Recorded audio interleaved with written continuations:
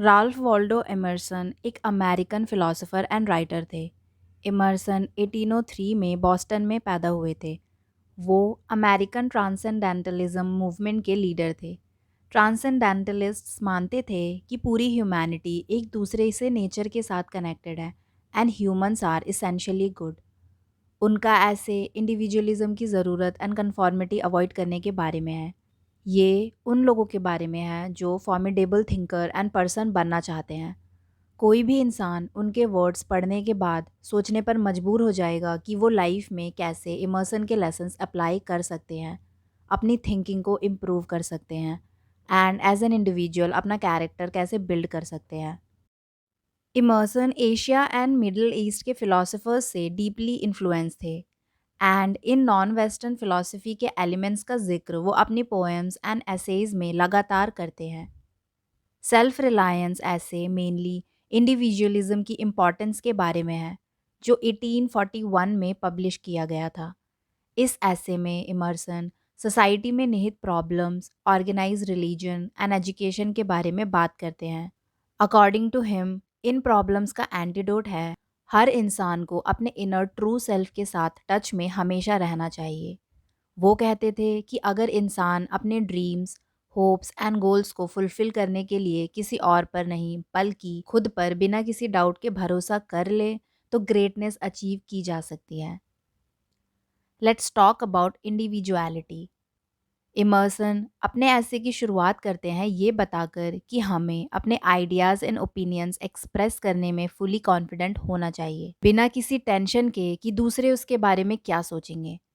वो हमें खुद के ओपिनियंस कितने वैल्यूएबल होते हैं इनकी इम्पोर्टेंस बताते हैं, क्योंकि जब एक इंसान खुद के साथ ऑनेस्ट एंड ट्रूथफुल नहीं होता तब वो एक सेटिस्फाइंग और ग्रैटिफाइंग लाइफ नहीं जी सकता।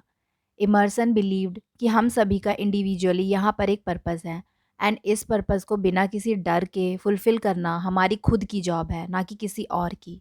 इमर्सन हमें छोटे बच्चों का एग्जाम्पल देते हैं कि वो बच्चे कितने सच्चे एंड ऑथेंटिक होते हैं।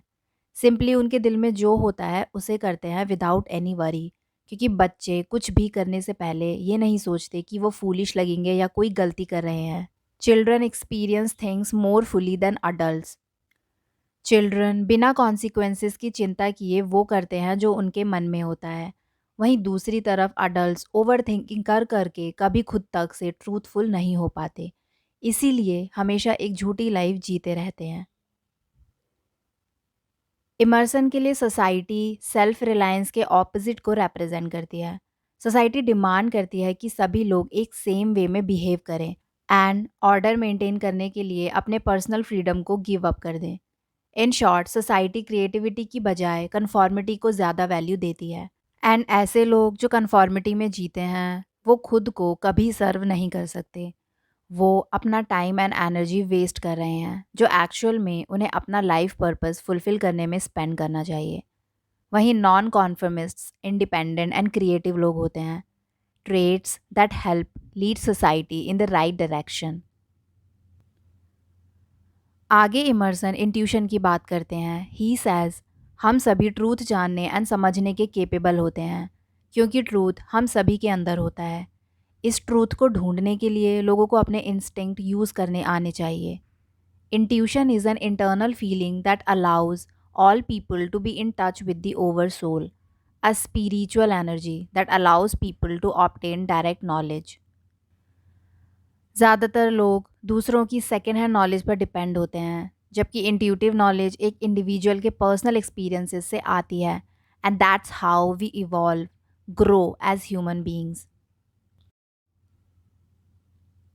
इमर्सन सजेस्ट करते हैं स्ट्रेंथ हार्डशिप्स को ओवरकम करके आती है। मोस्टली होता ये है कि इंसान जब कुछ ऐसा कर रहा होता है जो रियल में उसे मैटर करता है, बट कुछ समय बाद जब प्रॉब्लम्स या ऑब्स्टिकल आने लगते हैं तो वो ईजीली गिव अप कर देते हैं या पैनिक हो जाते हैं। According to Emerson, those who grow and learn from difficult situations thrive. He says अपनी खुद की थॉट्स पर बिलीव करना, ट्रूथ जो हमारे हार्ट्स में छुपा होता है उसे एक्नॉलेज करना सबसे बड़ा टास्क है। That is genius. Great writings जो हमें आज भी इंस्पायर करती हैं, from Plato to Cicero to Milton, ये वो लोग थे जिन्होंने किसी और की थॉट्स नहीं, बल्कि जो उनके दिल में था, वो जो फील करते थे उसे दुनिया के साथ शेयर किया। हमें उस लाइट को पहचानना होगा जो लगातार हमारे अंदर से निकलती है, बट हम इसे लगातार नज़रअंदाज करते रहते हैं। जस्ट बिकॉज़ वो थॉट्स हमारी हैं इसलिए उन्हें रिजेक्ट करते जाते हैं। कितनी बार होता है जब हम किसी और के वर्क में अपनी थॉट्स की झलक देखते हैं जिन्हें हमने खुद रिजेक्ट कर दिया था। इसलिए हमें हमारे अंदर से आने वाले उन विस्पर्स को सुनना होगा, उस पर गौर करना होगा, जिन्हें हमेशा दबाते जाते हैं just to please other people. There is a time in every man's education when he arrives at the conviction that envy is ignorance and imitation is suicide. वो पावर जो इंसान के अंदर रिजाइड करती है अपने आप में यूनिक है, एंड कोई और नहीं बल्कि वो खुद जानता है कि वो उसे यूज़ कैसे कर सकता है, और ये तब तक पता नहीं चलता जब तक वो ट्राई नहीं करेगा। एक इंसान रिलीव्ड तभी फील करेगा when he has put his heart into his work and done his best, but वहीं अगर उसने इसका ऑपोजिट किया देन उसे पीस कभी नहीं मिल सकता। इमर्सन हमें खुद में बिलीव एंड खुलकर अपने व्यूज शेयर करने के लिए बार बार याद दिलाते हैं। यूजुअली हम में से ज़्यादातर लोग अपनी थॉट्स क्रिटिसिज्म या बैकलैश की वजह से शेयर करने से डरते हैं, जिससे किसी की फीलिंग्स हर्ट ना हो या मिसअंडरस्टैंडिंग क्रिएट ना हो।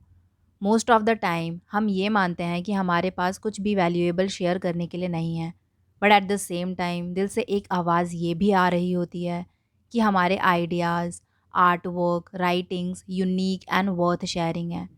पर डर इतना स्ट्रांग होता है कि हम ट्राई करने तक की कोशिश नहीं करते, और इस तरह ये टैलेंट हमारे अंदर कहीं खो जाता है।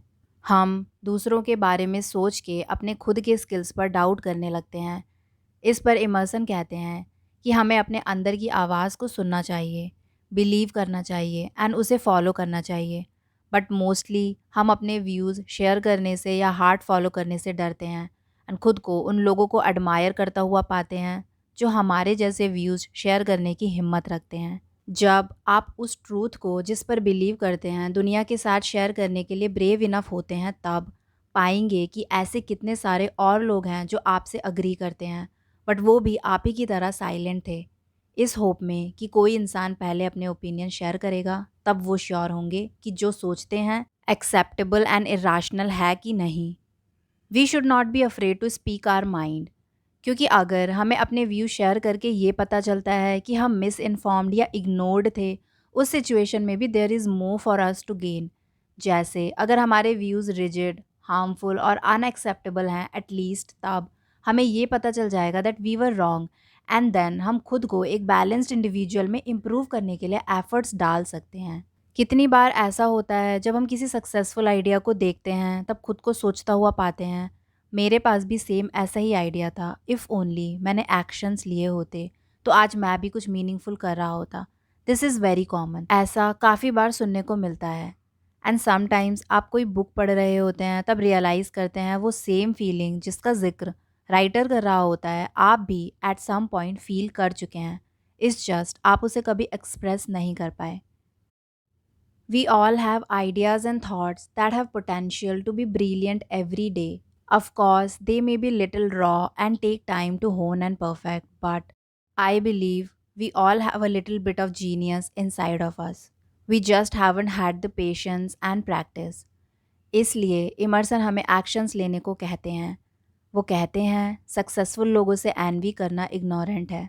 दूसरों के पास क्या है या वो अपनी लाइफ में क्या कर रहे हैं उससे जेलस होने का कोई पॉइंट नहीं है। इस जस्ट हम इस बात से अनअवेयर होते हैं कि खुद की लाइफ से एग्जैक्टली क्या चाहते हैं, क्योंकि इस क्वेश्चन का आंसर ढूंढने में वक्त लग सकता है एंड इंतज़ार भी करना पड़ता है, जो कोई नहीं करना चाहता।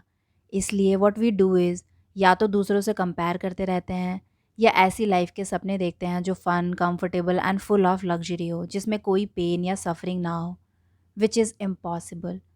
हमें ये समझना होगा कि हर इंसान की लाइफ जर्नी दूसरे से बिल्कुल अलग है, एंड किसी और की लाइफ को कॉपी करने का मतलब है अपनी लाइफ को रिजेक्ट कर देना, अपने ट्रू सेल्फ को रिजेक्ट कर देना। एंड इस तरह हैप्पीनेस एंड फुलफिलमेंट कभी अचीव नहीं की जा सकती। You will reap what you sow, no one will hand you anything in life. आपको लाइफ में कुछ पाना है तो उसके लिए एफर्ट्स खुद लगाने होंगे। कोई और नहीं बल्कि खुद डिसाइड करना होगा कि जो टाइम आपको यहाँ मिला है उसके साथ क्या करना है। बट एक चीज़ निश्चित है, आप लाइफ में कुछ मीनिंगफुल तब तक नहीं ढूंढ पाएंगे जब तक अपने कंफर्ट जोन से निकल कर चीज़ें ट्राई नहीं करेंगे।